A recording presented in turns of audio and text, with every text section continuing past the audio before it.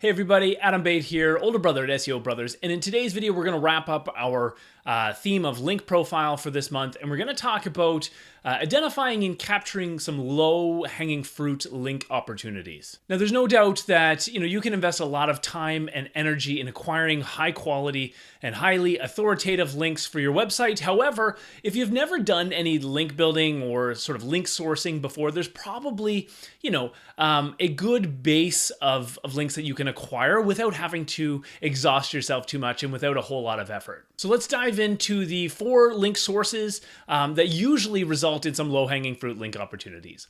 Now, number 1, this is your competitors' link profiles. What we like to do here is take a look at multiple competitors in your industry or in your market and look at where their links are coming from. What we can do is we can compare their link profiles and sort of overlap them, compare it against your own link profile to see if there are link sources where multiple competitors have this link, but you don't. Usually that's sort of an easy link to acquire. The second link source that we like to look at are any existing or past sponsorships or sponsorship opportunities. A lot of businesses sponsor local sporting teams or local events, and these are great opportunities to sort of round out your link profile. Now, some of these links will come with a no-follow attribute because some of them are directly paid placement. However, a lot of the times if they're volunteer-based or depending on the sort of engagement in which the sponsorship was created, they're often a logo on a corporation's website linking back to your business as a thank you for sponsoring them. And a lot of times this can be done in a do-follow capacity without sort of breaking any of the rules by Google. Great opportunity to acquire sort of highly authoritative or local link sources within your industry and within your market, and you have the opportunity to add some alt tags to those images to get a little bit of keyword relevance back as well. So number 3, we're going to look at local link sources. So are you a member of a local chamber or a local mastermind or business group? Is there any associations in the local market that you're tied to that you could leverage to acquire a link from? These can, you can take a step further and you can look at other businesses within your local market, not in your industry. So instead of looking at direct competitors, you can look at local businesses and try to identify some link sources that they have or some links that they have that you don't.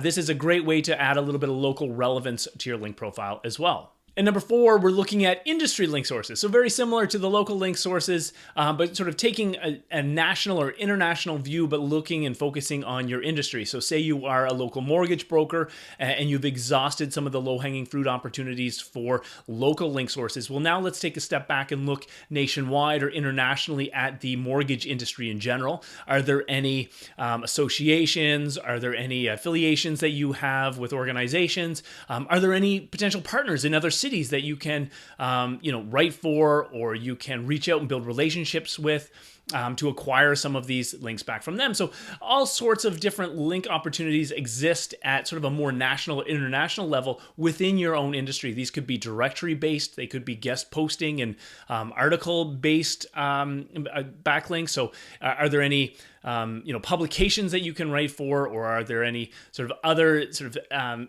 industry relevant sources that you can write for in order to acquire links within your industry? So these are the 4 link sources that are usually the places we start to acquire low-hanging fruit link opportunities. So again, number 1, it's looking at your competitors, your direct competitors' link profiles and comparing that to your own.